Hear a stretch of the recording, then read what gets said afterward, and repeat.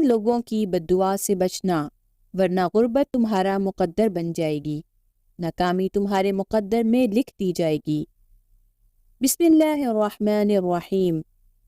ناظرین محترم، بددعا چند الفاظ سے بنا ایک چھوٹا سا لفظ ہے جو زبان سے بڑی ہی آسانی کے ساتھ ادا ہو جاتا ہے، لیکن اس کے اثرات انتہائی خطرناک ہوتے ہیں۔ اس کے اثر سے آبادیاں ویران ہو جاتی ہیں، دولت کے جھولے میں جھولنے والے لوگ غربت کی دلدل میں پھنس جاتے ہیں، دولت کے جھولے میں جھولنے والے خاندان غربت کی دلدل میں کچھ اس طرح پھنستے ہیں کہ باہر نکلنے کو کوئی راستہ ہی نہیں ملتا۔ فقیری اور محتاجی کی چکی میں پس کر سڑکوں اور بازاروں میں بھیک مانگنا شروع کر دیتے ہیں۔ فرمایا سب کچھ کرنا لیکن تین لوگوں کی بددعا سے بچنا۔ حضرت سیدنا علی المرتضیٰ شیر خدا کرم اللہ وجہہ الکریم سے پوچھا گیا کہ وہ تین لوگ کون سے ہیں جن کی بددعا انسان کو غربت کی دلدل میں پھنسا دیتی ہے۔ تین لوگوں کی بددعا کی وجہ سے ناکامی انسان کا مقدر بن جاتی ہے۔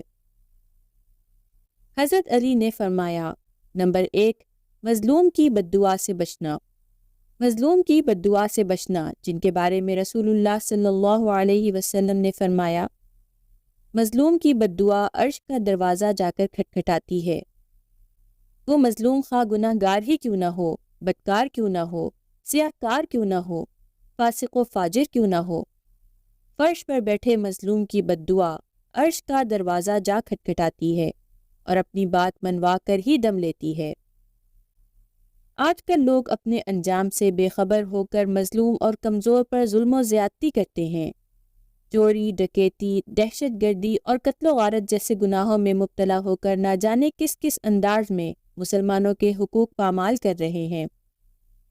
یاد رہے، ظلم کا انجام بہت ہی خطرناک ہے، ظلم کا انجام بہت ہی بھیانک ہے۔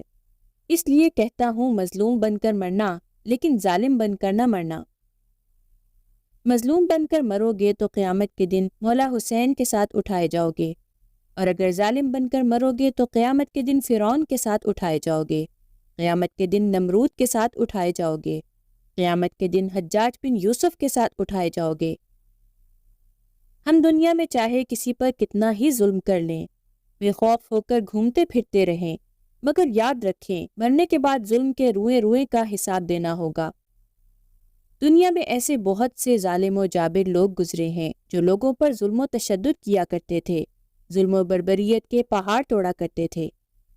دنیا میں بہت سے ایسے ظالم و جابر لوگ گزرے ہیں جن کا شمار دنیا کے طاقتور لوگوں میں سے ہوتا تھا، جن کے پاس نعمتوں کے خزانے موجود تھے، جن کے حکم کی خلاف ورزی کرنا گویا موت کو دعوت دینے کے برابر تھا، جو زمین پر اکڑ اکڑ کر چلا کرتے تھے، جن کے نام سنتے ہی لوگ لرز جاتے تھے۔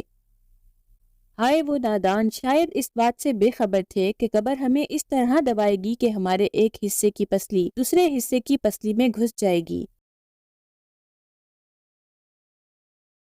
ایک فقیر تھا، اللہ والا تھا، اس نے کندھے پر چادر رکھی ہوئی تھی، کہیں جا رہا تھا۔ ادھر سے ایک چور دوڑتا ہوا آیا، فقیر کی چادر لے کر بھاگ گیا۔ ساتھ ہی قبرستان تھا، اللہ والے نے کیا کیا، قبرستان کی طرف دوڑ لگا دی، قبرستان کی طرف بھاگتا چلا جا رہا ہے۔ کسی دیکھنے والے نے کہا، او بابا، تیری بھی عجیب کہانی ہے، تیرا بھی عجیب منظر ہے، تیری بھی عجیب داستان ہے۔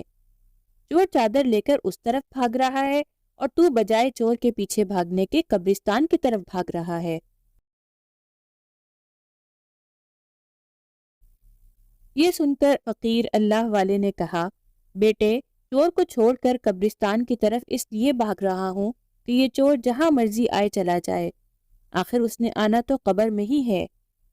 جہاں مرضی آئے، جہاں چاہے بھاگ جائے، آخر اس نے آنا تو قبر میں ہی ہے۔ تو جب یہ قبر میں آئے گا نا، تو میں اس سے اپنا حساب کتاب چکتا کر لوں گا۔ اس لیے فرمایا، کبھی بھی کسی کمزور کو کمزور سمجھ کر اس پر ظلم مت کرنا۔ ایک ظالم بادشاہ نے خوبصورت عالی شان محل بنایا، بہت عالی شان مکان بنایا، بہت سا پیسہ لگایا۔ کافی عرصہ یہ محل تعمیر ہوتا رہا۔ جب یہ محل مکمل ہوا تو ایک دن بادشاہ نے محل کے گرد چکر لگایا تو بادشاہ نے بڑھیا کی ایک جھونپڑی دیکھی۔ محل کے بالکل کونے پر ایک قریب سی اللہ والی وہ بڑھیا جو اللہ کی عبادت کیا کرتی تھی۔ جھونپڑی کو دیکھتے ہی جھونپڑی کی طرف اشارہ کرتے ہوئے بادشاہ نے سپاہیوں کو کہا کہ یہ گندی سی جھونپڑی کس کی ہے؟ کس کی جرت ہوئی ہمارے خوبصورت محل کے ساتھ گندی سی جھونپڑی لگانے کی کہ ہمارے محل کی خوبصورتی کو زائل کرے؟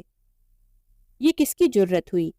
تو سپاہیوں نے کہا بادشاہ سلامت، یہ ایک بڑھیا ہے جو ہر وقت اسی جھونپڑی کے اندر اللہ تعالیٰ کی عبادت میں مشغول رہتی ہے، اللہ کی بندگی کرتی رہتی ہے۔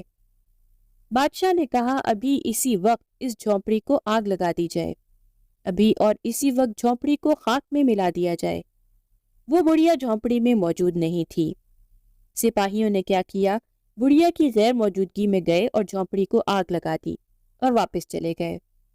شام کو جب بڑھیا اپنے گھر آئی تو کیا دیکھا کہ گھر تو ملیا میٹ ہوا پڑا ہے، گھر تو مٹی کے ساتھ مٹی بنا پڑا ہے، جھونپڑی تو خاک ہوئی پڑی ہے۔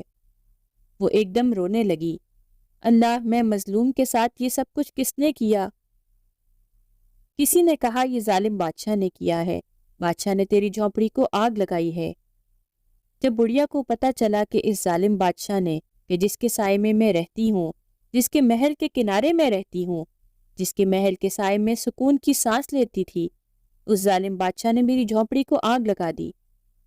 جیسے ہی بڑھیا کو پتا چلا تو بڑھیا نے دونوں ہاتھ اٹھائے، آسمان کی طرف دیکھا، دیکھ کر عرض گزار ہوئی، اے رات کو دن میں بدلنے والے رب، اے 70 ماؤں سے بڑھ کر محبت کرنے والے رب، مجھے اتنا بتا دے کہ جب سپاہی میری جھونپڑی کو آگ لگانے کے لیے آ رہے تھے، میری غیر موجودگی میں جب سپاہیوں نے میری جھونپڑی کو آگ لگائی، اس وقت میں تو گھر میں نہیں تھی۔ اے میرے رب، میں تو گھر میں نہیں تھی، میں تو موجود نہیں تھی، کیا تو بھی موجود نہیں تھا؟ مالک، میں تو اپنی جھونپڑی میں موجود نہیں تھی جو ان کو روکتی، کیا تو بھی موجود نہیں تھا؟ مالک، تیرے ہوتے ہوئے تیری بندی کی جھونپڑی کو آگ لگا دی گئی، تیری بندی کو گھر سے بے گھر کر دیا گیا، در سے بے در کر دیا گیا۔ مالک، تو کہاں ہے؟ اگر تو موجود ہو تو فیصلہ کر۔ ادھر سے تڑپتے دل سے ایک آہ نکلی، یہ آہ ہواؤں کو پھاڑتی ہوئی، فضاؤں کو پھاڑتی ہوئی، ساتوں آسمان چیر کر اس آہ نے، اس ٹھنڈے سانس نے، اس پکارنے نے عرش کا دروازہ جا کھٹکھٹایا۔ اللہ تعالیٰ کی رحمت جوش میں آئی۔ اللہ نے فرمایا، جبریل کیا کر رہا ہے؟ جواب آیا، مولا جبرائیل تو تیری تسبیح بیان کر رہا ہے۔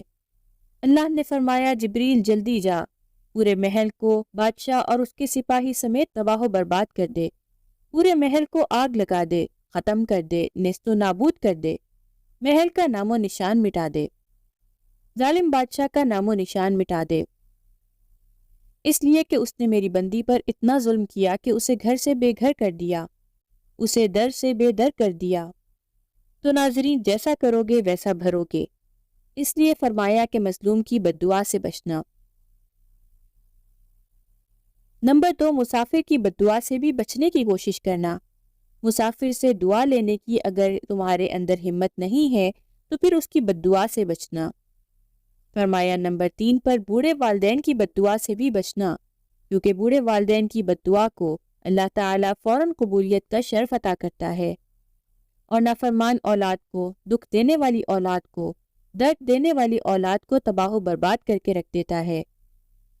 میں دعا کرتی ہوں کہ اللہ تعالیٰ ہمیں جلد توبہ کرنے کی توفیق عطا فرمائے، ہمیں نماز پنجگانہ با جماعت ادا کرنے کی توفیق عطا فرمائے، آمین ثم آمین، وما علینا الا البلاغ المبین۔